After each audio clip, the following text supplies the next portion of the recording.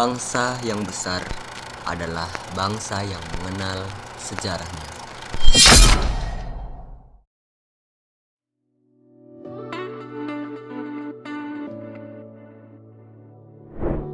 Assalamualaikum warahmatullahi wabarakatuh. Salam Pramuka. Izin memperkenalkan diri, nama saya Alif Adi Kuncoro, biasa dipanggil Alif. Dan saya Maulana Zaran Mutakin, yang biasa dipanggil Alat. Kali ini kita sedang berada di mana sih? Kali ini kita sedang berada di Masjid Laweyan. Alif dan teman-teman tahu nggak sih kalau Masjid Laweyan ini merupakan masjid tertua di kota Solo?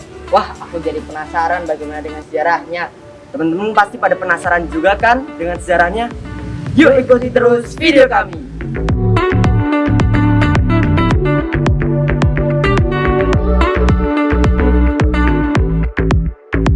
Masjid Laweyan. Masjid yang didirikan pada tahun 1546 ini dulunya adalah tempat beribadah para umat beragama Hindu, yaitu adalah sebuah pura.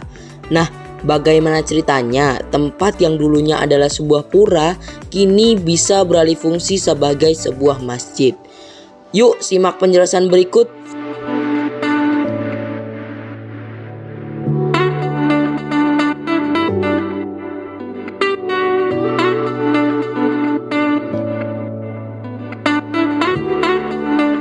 Jadi pendiri bangunan ini adalah Ki Ageng Beluk. Menurut catatan sejarah, pada masa Kesultanan Pajang, seorang pemeluk Hindu bernama Ki Beluk sempat tinggal dan membangun sebuah pura di pinggir Sungai Jenes. Sungai yang dulu digunakan sebagai sarana lalu lintas perdagangan para saudagar batik. Kemudian datanglah Ki Ageng Henis. Siapa itu Ki Ageng Henis? Jadi Ki Ageng Henis adalah tokoh yang diutus oleh Raden Patah dari Kerajaan Demak untuk menyebarkan ajaran Islam di daerah tersebut.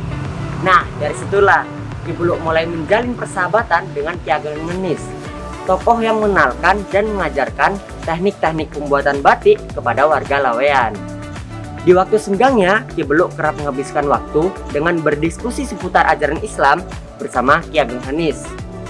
Perlahan, Ki Beluk mulai tertarik untuk lebih mendalami Islam dan pada akhirnya ia pun menetapkan hatinya untuk memeluk Islam. Bersamaan dengan itu, ia pun lantas menyerahkan pura yang didirikannya ke warga sekitar untuk dialih fungsikan sebagai sebuah masjid. Namun tidak henti sampai di situ. Pura itu pun dirombak terlebih dahulu menjadi musola, baru kemudian oleh Pakubuwono X dipugar kembali menjadi sebuah masjid yang kita kenal sekarang ini, Masjid Laweyan. Teman-teman pasti pada penasaran kan, gimana sih isi dari Masjid Laweyan? Yuk masuk lebih dalam.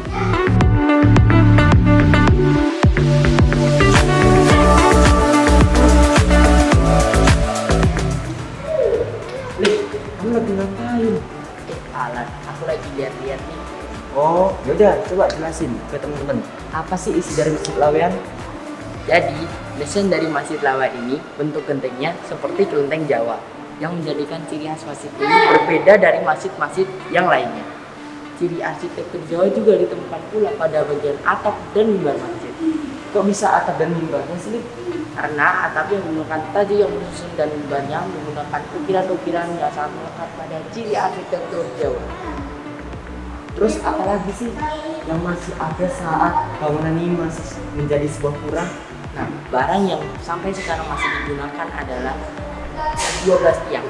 12 tiang ini detailnya adalah 8 tiang di bagian luar dan 4 tiang di bagian dalam.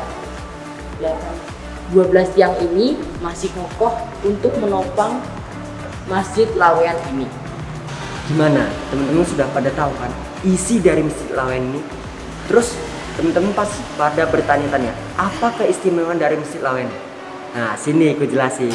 Jadi, keistimewaan dari Masjid Laweyan adalah di depan masjid ini terdapat makam tokoh-tokoh yang berperan penting di daerah Laweyan dan juga keturunan keraton. Siapa saja? Yuk cari tahu lebih lanjut. Yang pertama ada Ki Ageng Henis.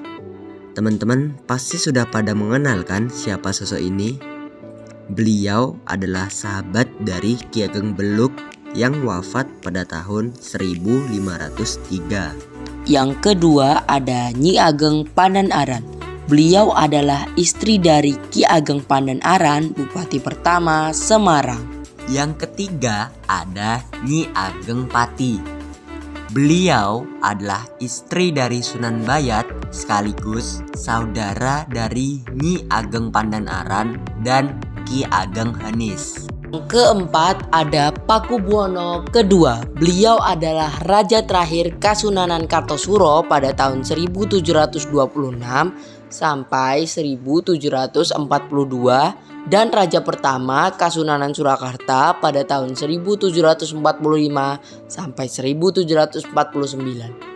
Beliau wafat pada tahun 1749. Jadi pelajaran apa yang bisa kita ambil dari sejarah Masjid Laweyan, Lid? Jadi pelajaran yang bisa kita petik dari kisah persahabatan Ki Ageng Hanis dan Ki Ageng Beluk adalah toleransi.